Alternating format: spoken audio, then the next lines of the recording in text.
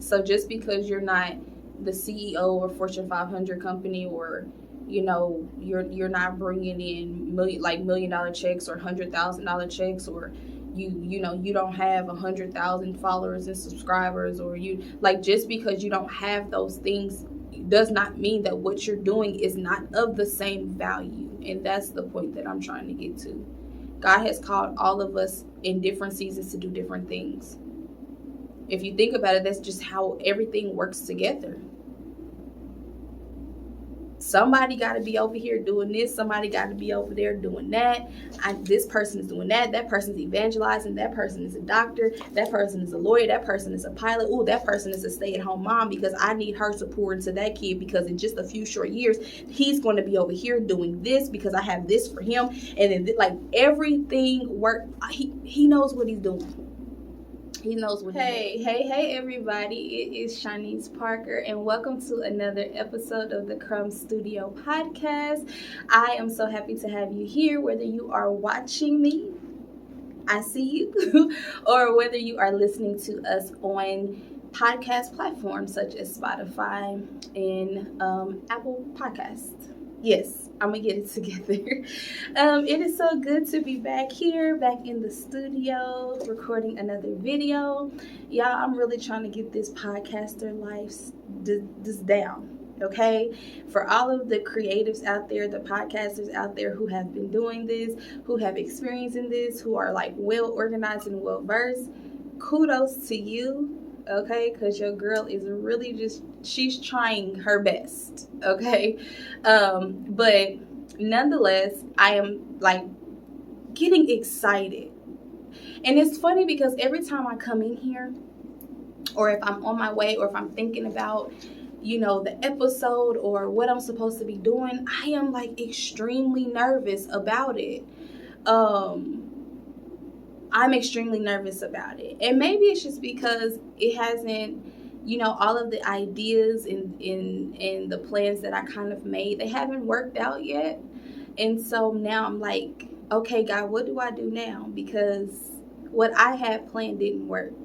But he still tells me, you go and you show up and you do the best that you can. And so voila, here I am. And I am so happy to be speaking with you all.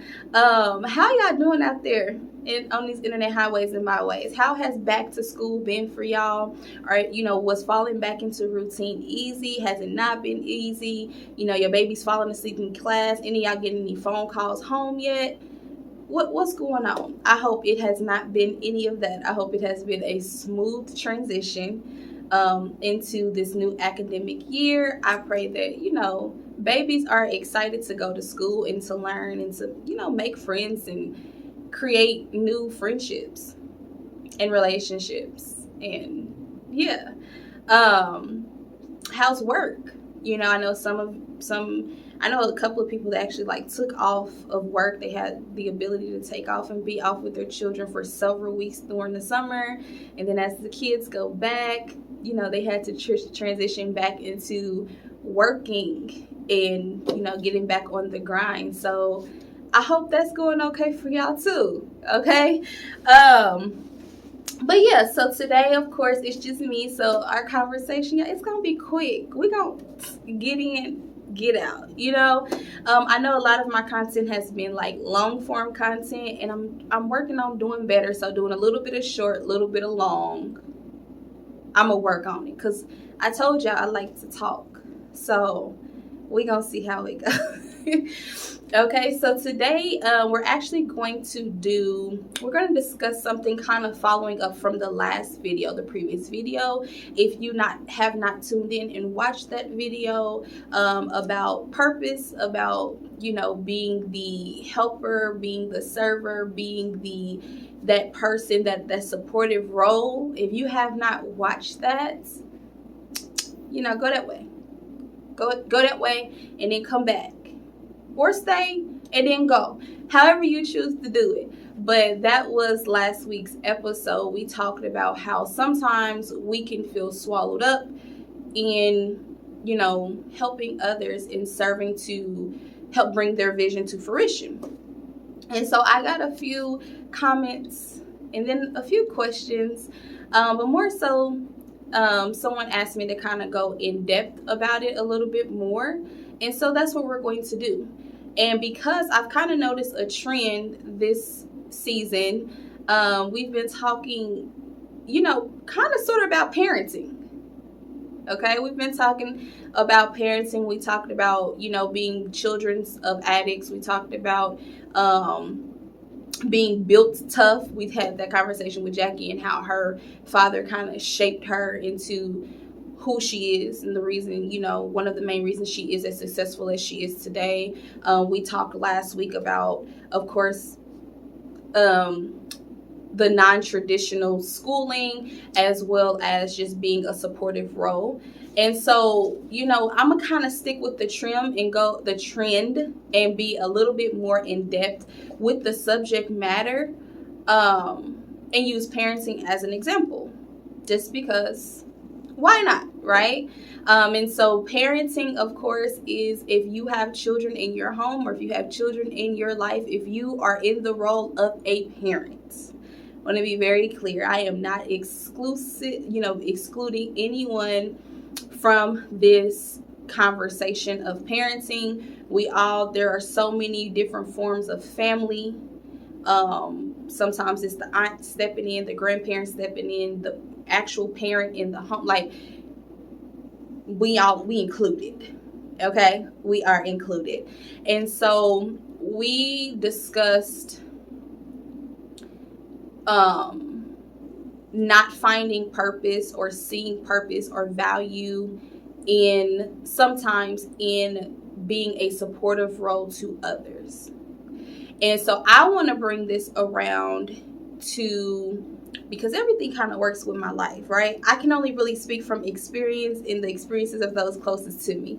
So I want to kind of dive into also seeing that regard in parenting, being a homemaker, being a stay-at-home parent, stay-at-home mom. So I had a season where, I'm still in the season. I'm still very much so a homemaker.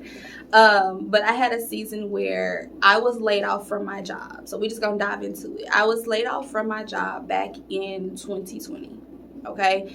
Pandemic came. The position that I was serving in for 5 years, it was actually 5 years that month. They said, hey, we got to let you go. Okay. And I can't really describe how I felt about it, to be honest. I was relieved, but I was scared at the same time. I was relieved because I wasn't happy there. Okay. I had been there for a long time, and it just seemed like no matter how hard I worked in the position or no matter how I showed up to the position, I felt like I was always looked over when it came time for the opportunity of promotion. Now, mind you, there weren't a lot of promotions in that department or even in that company, because it was you here. It wasn't a lot of room to move. So when a position would come open and you've been hardworking, you've been diligent, you came into the position, you're self-taught in the position, you're training others that are making more than you, right? You just feel like you're hitting this wall. So I felt a sense of relief that I was leaving the position, but at the same time, I ain't gonna hold you, I was a little bit scared, okay? Because it was like, okay, God, there's no way we're gonna be able to make it on just my income. And mind you, this is mid-COVID. Everybody's being laid off. Nobody's really hiring. What am I going to do? And so I was laid off. That kind of lasted for just a hint of a second because I just went full-fledged business owner. I had already started working and building a financial services company. And so that's what I started to do full-time. But even with that, there was a complete change in my daily routine. There was a complete change in the money that I was bringing into the house. Like, there was just, things changed, and they changed quickly and they changed drastically. And so within 6 to 8 months of me being laid off, I made, decent income from the business for those 6 to 8 months. But after that, it dried up. It dried up. Business dried up, money dried up, things dried up. And I remember like going into prayer and petitioning God, what am I supposed to do? And, I'm filling out my resume. I'm applying to positions. I'm not getting calls back. Like, I know I don't have a college degree, but I mean, I have pretty good experience. And so I was given the instruction to stay at home. Now, didn't I already tell y'all my bills was larger than how much money we was bringing in the house? So I'm like, you want me to stay at home and do what? And I was charged to stay at home. I was charged to stay home and take care of my home and to take care of my children. And so we enter into the season where I am now a stay-at-home mother. I am a homemaker. And I am still the operations manager to my husband's business, okay? So there were still things that I was responsible for in supporting the business. But the bulk and the majority of my time and my being was spent in my home. It was spent with my children. And, for the first month, it was cool. It was cool. Was hanging out with the kids, And then it was like, okay, Lord, this thing got old real fast. This is old. This is tiring. This is like, what am I doing here? Why do I have to be at home? Why are you calling me to this? And I resisted it for a very long time. And this is what I discovered. What I discovered was because, y'all, I'm just about to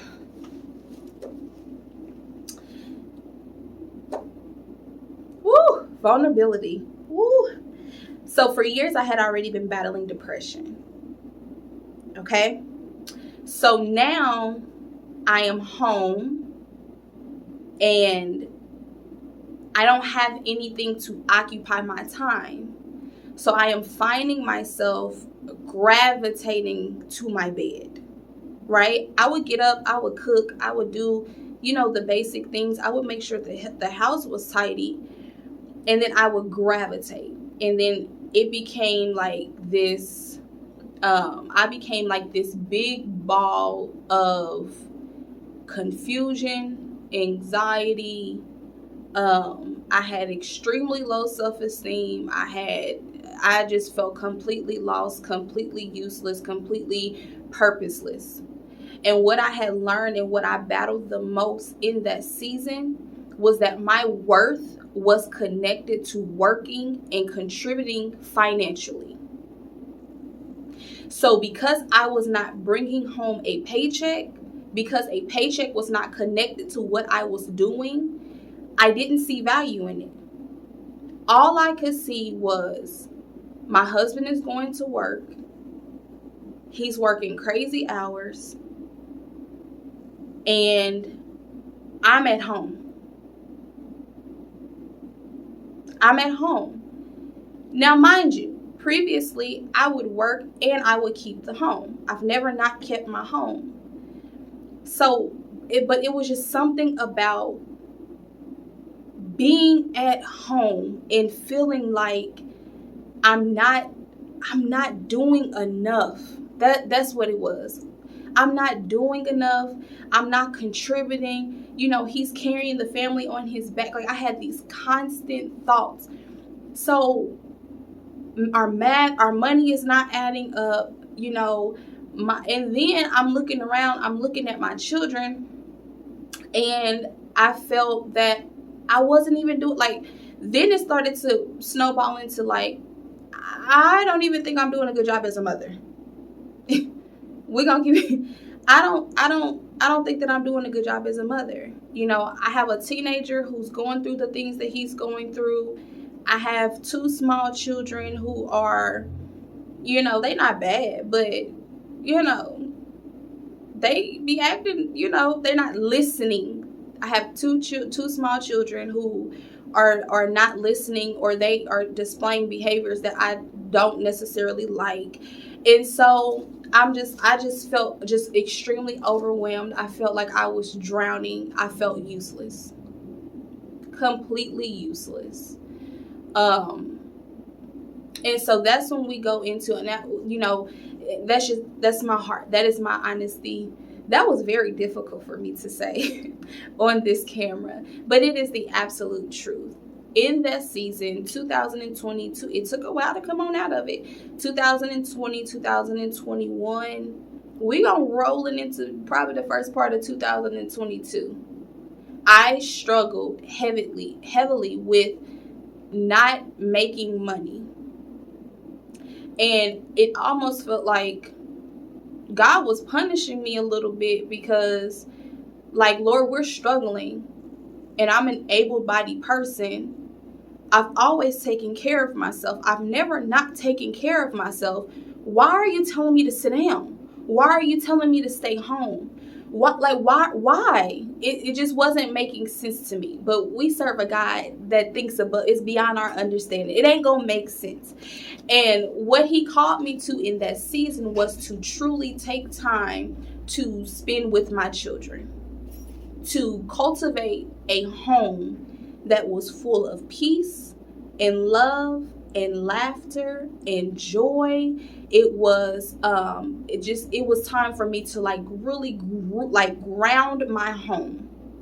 Like, my husband is working and he's building a business, and you know, God is, and at the same time, God is working on him too, right? And I'll break that down a little bit too. So it's like, now mind you, this is hindsight. When I was in it, I didn't get this. As I started to come out of it, that's what brought me out of it, was understanding that I am more than a paycheck. What I have to offer and my worthiness is not connected to financial gain. He called me first to minister in my home. First. Period. He blessed me to be a mother.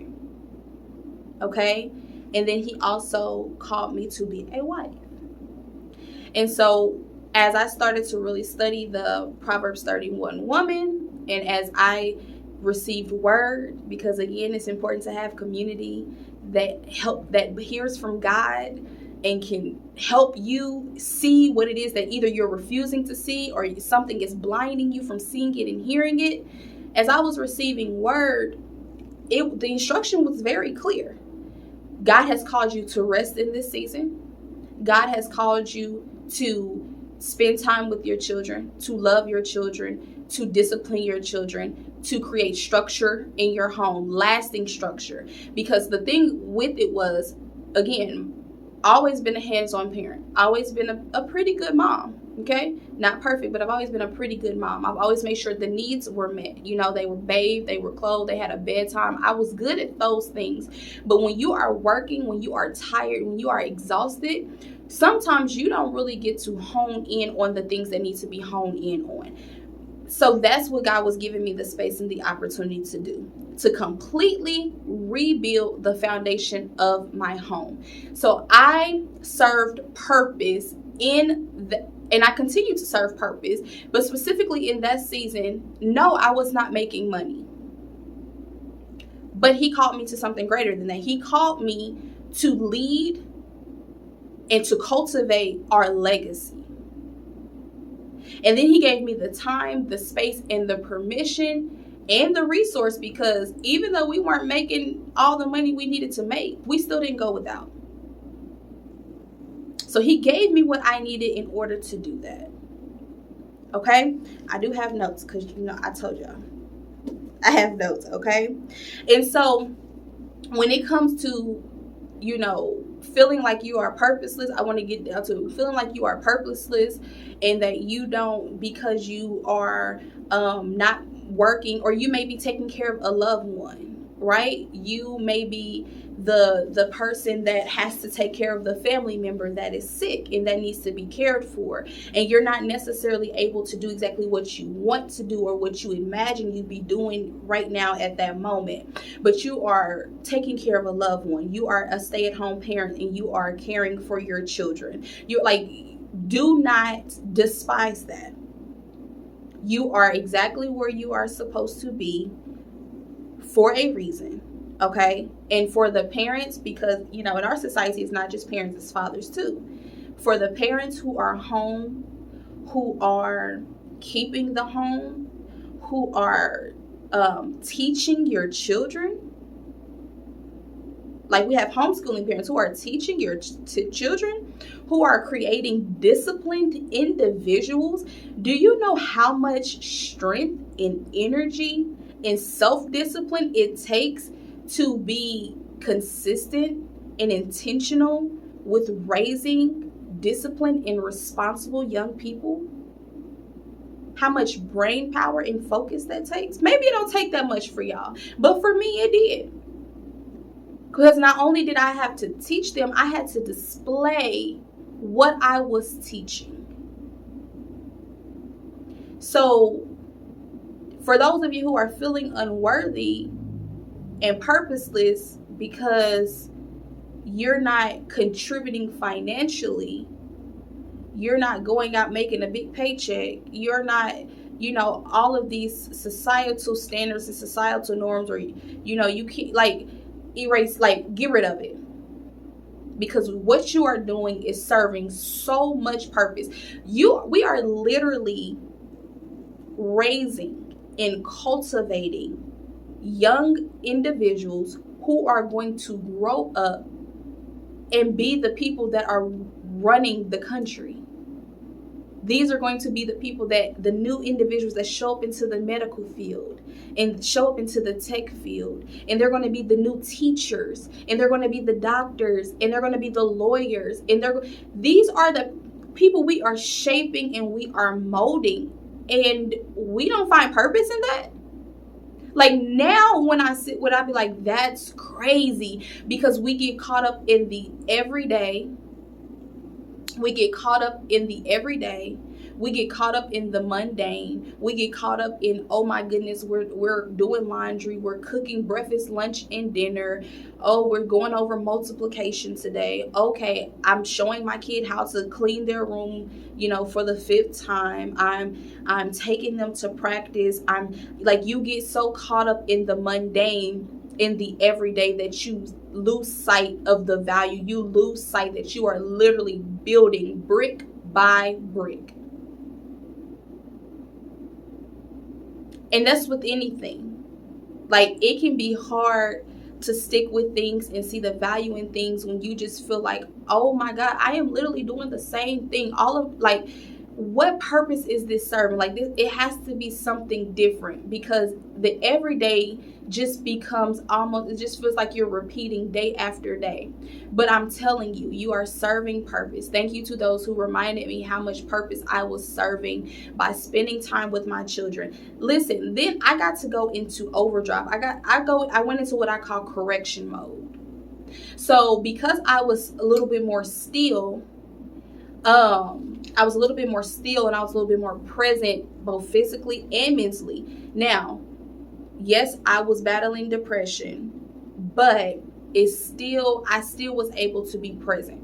Okay. Talk about that another time. I still was able, my eyes were different. My ears were different. I was able to see behaviors in my children, stop, correct. Hear something, stop, correct. Make them redo it. Okay, so let's talk about that a little bit. Let's talk about now we're understanding okay, as parents who are literally in the thick of it, right? We are with these children every single day, all the time, and we now from this conversation understand, we've come into the understanding that we are serving purpose in this season, in every other season for the rest of their lives, because they're always going to be our children. Okay, but specifically in this season of homemaking, hands-on parenting, all of those things, we are serving a huge purpose. Okay? So now that we've gotten into that, let's talk about parenting. What I discovered about parenting. Okay? Now, I know everybody got their titles for their parenting. We got gentle parenting, intentional, cognitive, old. We got all of these different names that I don't keep up with no more, because you can get consumed in that and you become insecure in your parenting. Okay, so even with that, let's leave with that. Learn how to, first things first, right? This is a faith-based platform. So first things first, we should be praying. We should be seeking God's wisdom. We should be inclined to the help of the Holy Spirit when it comes to parenting our children. Because at the end of the day, they are our children, but they do not belong to us. They belong to Him. And He created them and gave them purpose and gave them calling and skills and talents and gifts. And so in order for us to help shape them for what God has called them to, we have to be inclined to the help with the help of the Holy Spirit. Okay? They do not belong to us. They belong to Him. We are here to help cultivate and to shape and to mold. We are to help them, teach them how to discipline their flesh. We are to lay the foundation of Jesus and what it looks like to have a relationship with Christ. We are supposed to be living, walking, breathing testaments to Jesus's love. Not only by how we carry ourselves, but also how we display love to our children. And I know that, we talk a lot about how marriage will mirror like your issues with one another, right? If there's something like marriage usually brings about the things that you need to work on. It really reveals who you are, strengths and weaknesses. And I'd also like to bring forth the correlation and the mirror correlation when it comes to parenting. Because when I parent my children, I feel like it's a two-way mirror. I feel like there is a mirror where as I'm parenting my children, it reflects God's love for me, right? How much He loves me. If I can love a human being this much as I love my child, oh, how much He loves me. And it creates a mirror of reflection. And then there's also a lot of the times where we are in the midst of parenting and disciplining our children, and then there's a mirror of our children reflecting back at us.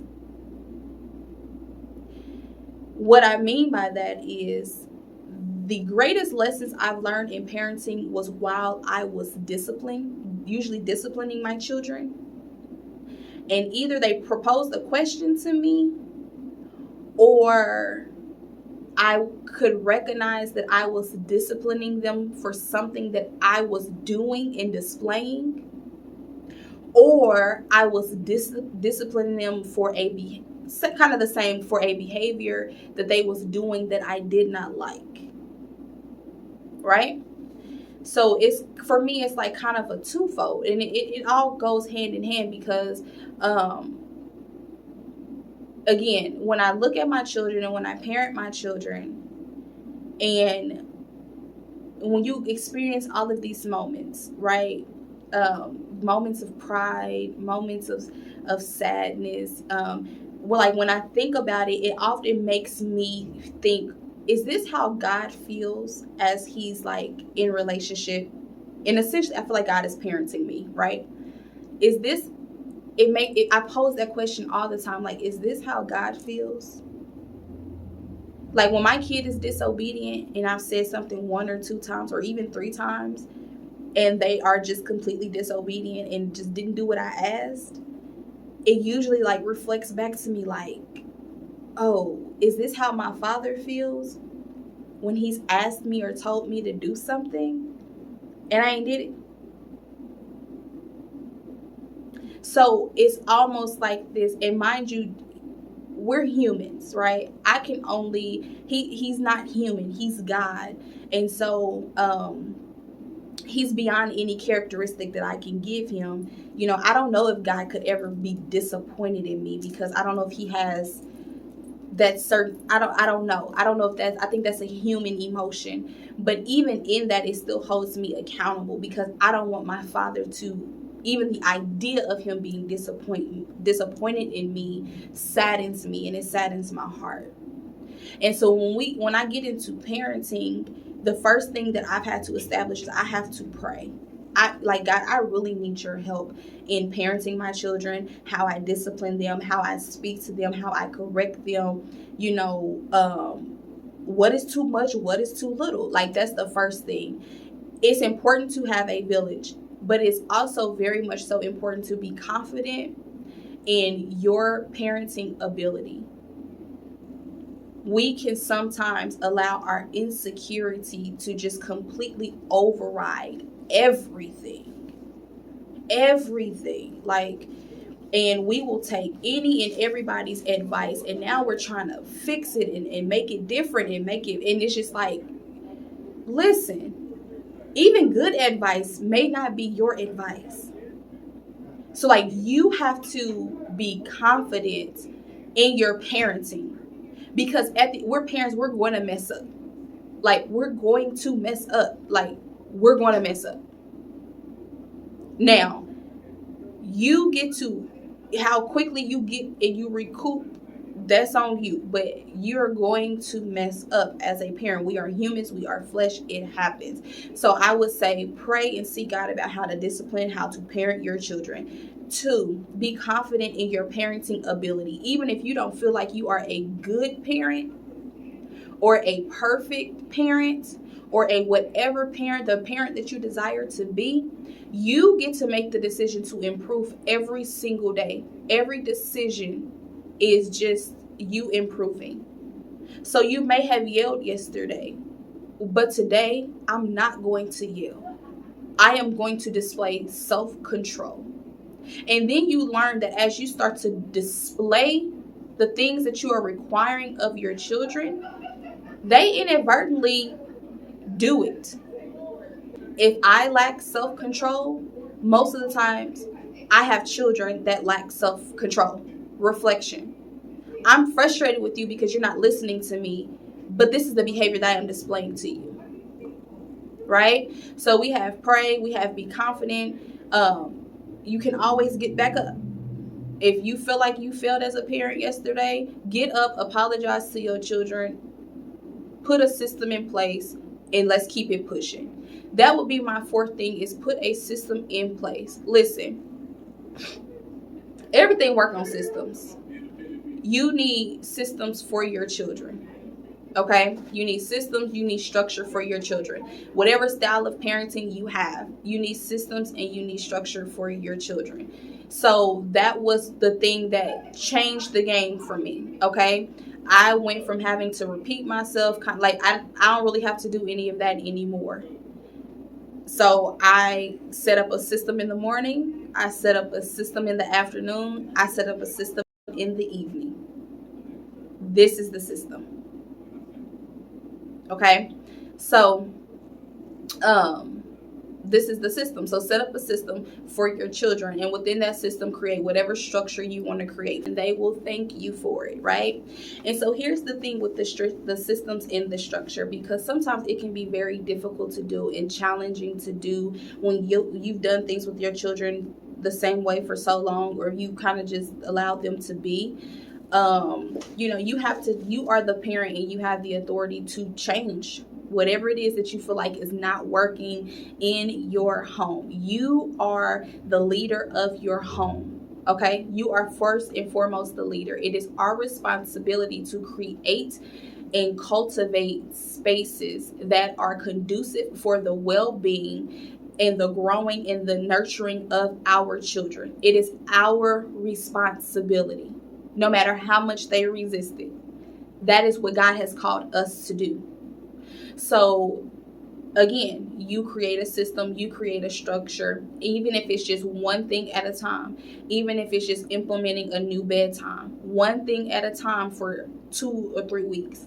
And then maybe we need to change the time they wake up. Okay, change that, implement that for 2 to 3 weeks. And then maybe we need to work on, temper tantrums or back talk or whatever it is that is like super focused. Now I ain't gonna give we gotta nip that in the bud. We gotta nip it in the bud. But my point is, just because you've been doing something for so long does not mean it's too late to change it. Okay, so again, I compare my relationship to parenting to my relationship with Christ. God says that I can be redeemed. He came to redeem me. So that's not just in my relationship with him, but that is in my overall being in existence. I can be redeemed. So if I've been doing something that has not been working, at any second, at any moment, I can choose to do something different and I can redeem it. I can redeem myself. I can redeem the relationship. Redemption.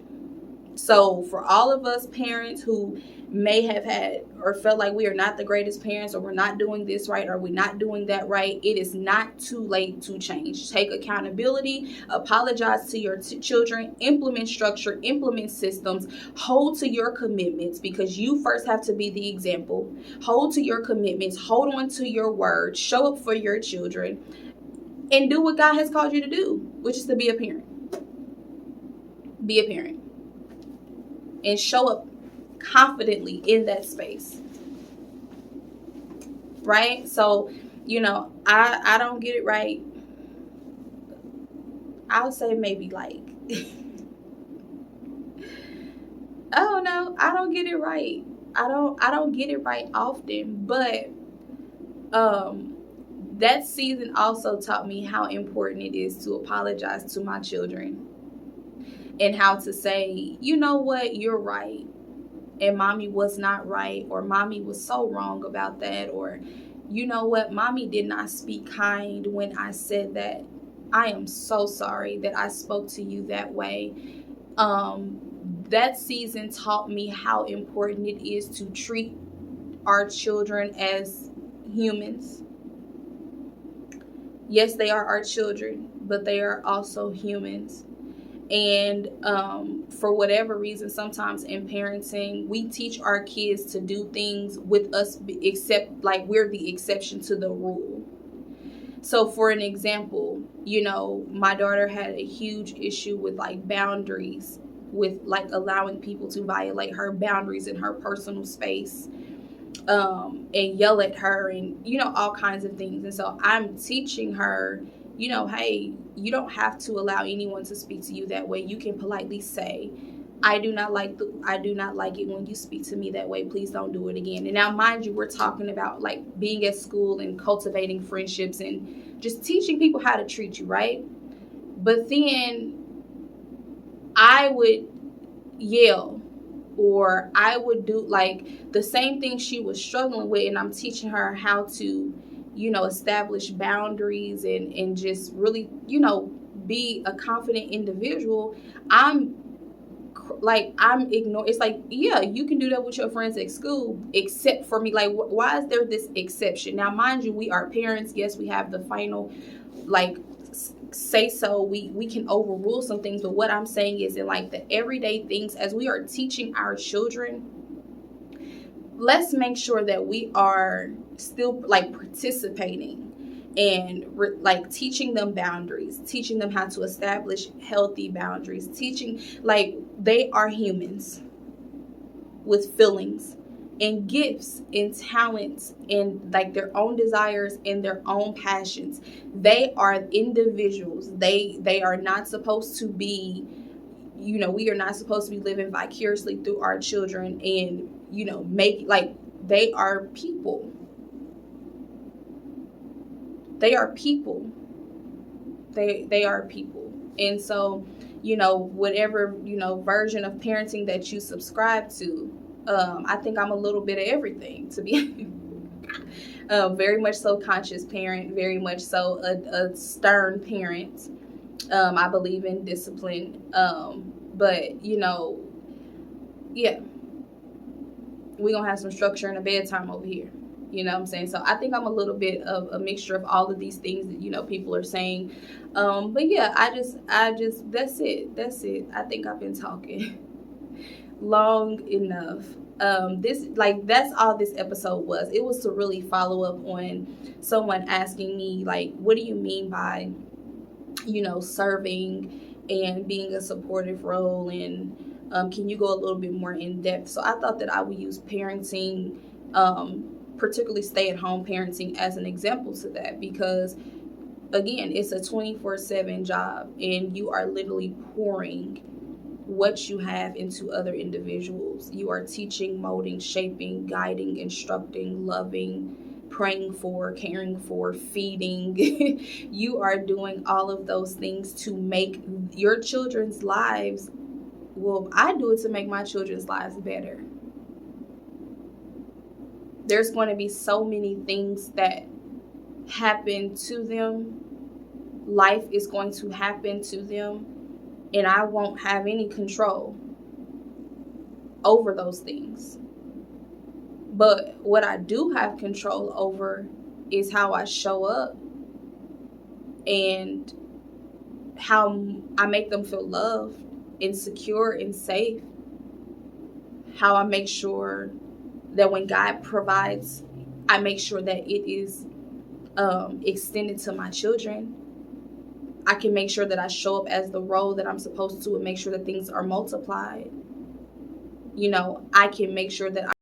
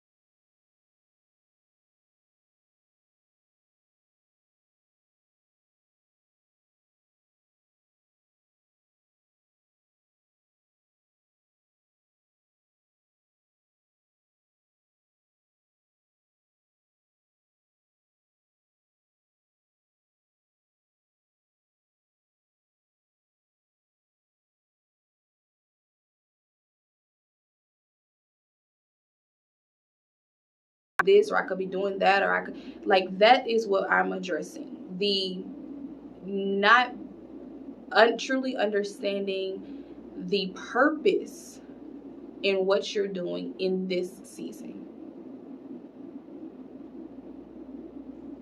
And if you truly sit down and really understand it and focus on it and think about it and pray, like, you'll just listen.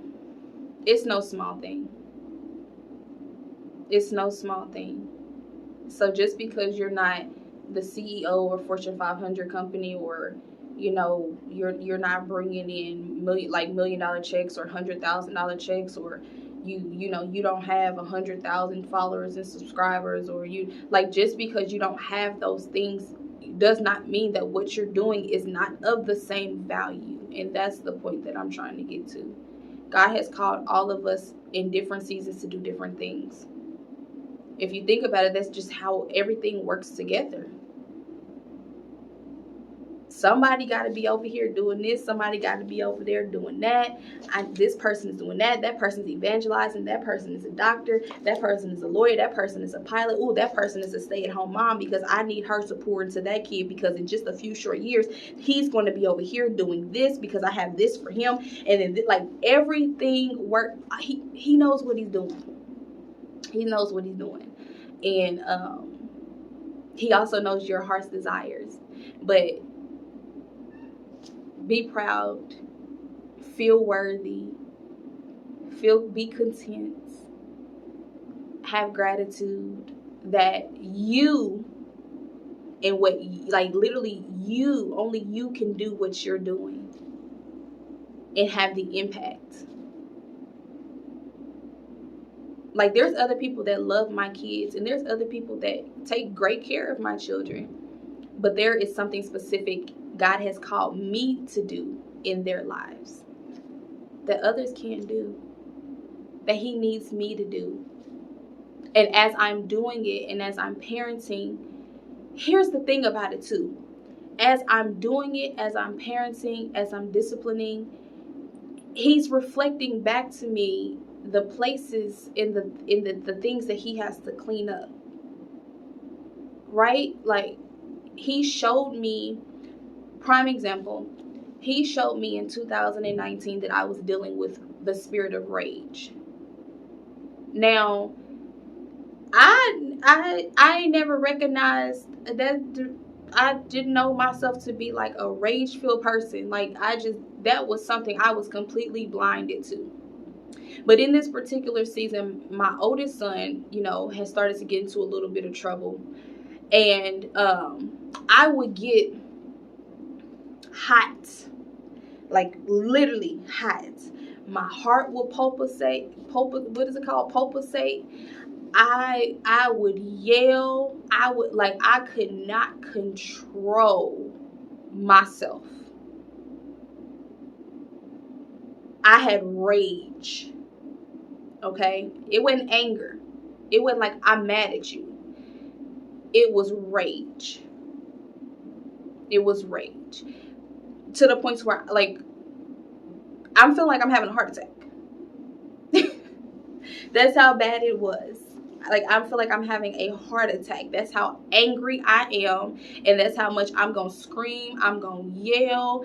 Now, I ain't put my hands on them because that's just something I don't do. Put my hands.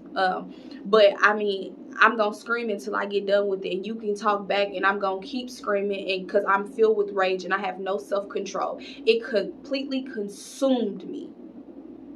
Right? But had my son not did the things that he did to provoke that, I would have never been able to be like, okay.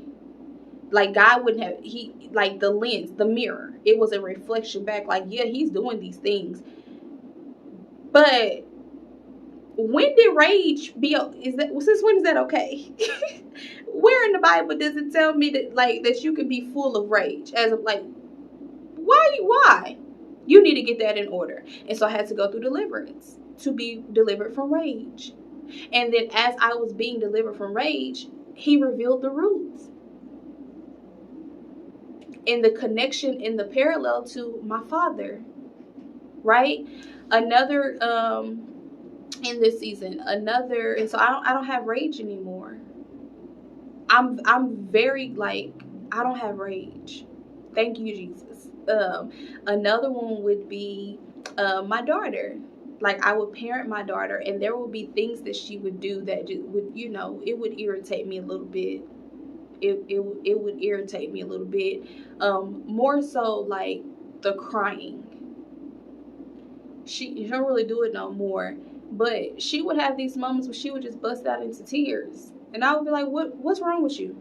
Why are you busting out into tears like this? What's going on? And so I didn't know how to handle that, because my mother is the type of mother that be like, I'll pop you just for crying.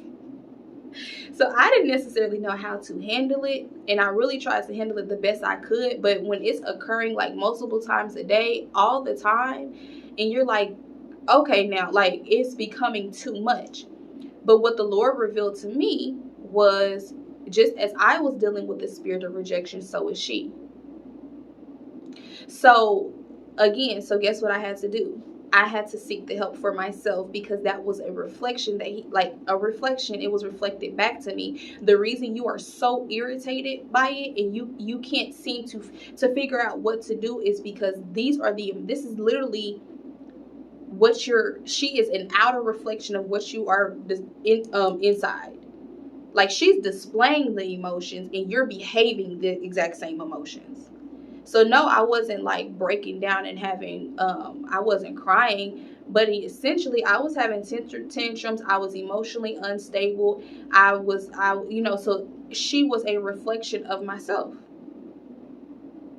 And so again, this is no small thing. It's no small thing. It is a beautiful thing. It is a beautiful journey.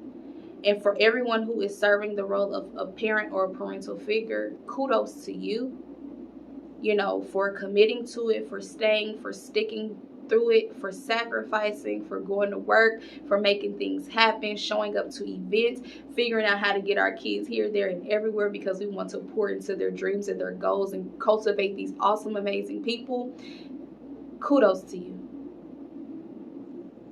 Kudos to you. Like, kudos, child. Kudos. And so, yeah, that's all I have for today. I'm sorry if y'all felt like I was fussing.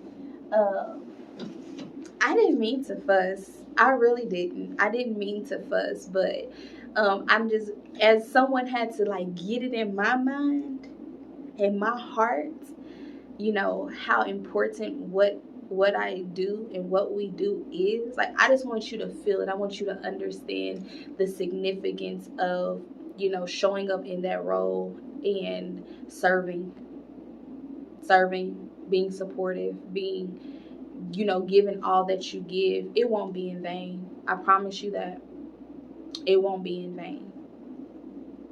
It won't be in vain. And to the parents that have parented their children and now they have older children, and you're looking at things just have not panned out the way that you thought that they would. Maybe your children, they gone a little astray. Maybe you are like really worried about the choices and the decisions that they are making. I come to tell you that, like, you have to surrender that. You have to give them to Jesus, and be okay with be okay with it all. There is light at the end of the tunnel. What you see is not necessarily how it will always be. Okay. And so don't be like, well, I did all of that and my child ABCDEFG. So what? Because as I was reminded, we don't always immediately see the fruit. But it does not mean that the seeds were not planted. And for any parent who is struggling to reconcile with a child because of pride, let it go.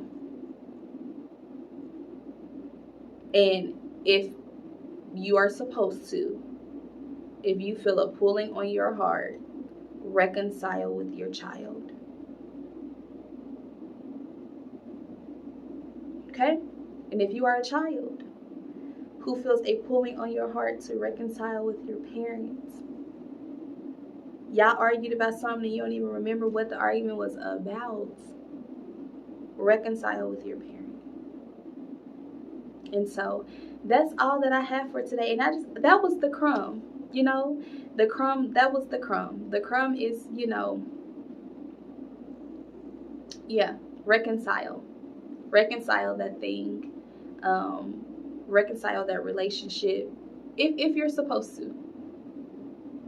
And if you're not, that's okay too. But if you've been feeling like a tugging at your heart, you've been thinking about that parent, you've been thinking about that child, you don't even remember what y'all was fighting about, you don't even understand why things have gotten to this place, to this point, put the pride aside and reconcile and then move forward. So I hope that this was helpful. I know it's probably a little bit all over the place, but that's just what my mind and my heart be doing sometimes. I pray that it was useful, it was purposeful, and that you could take something from it. Again, this is Shanice Parker. Thank you for joining me. Until next time.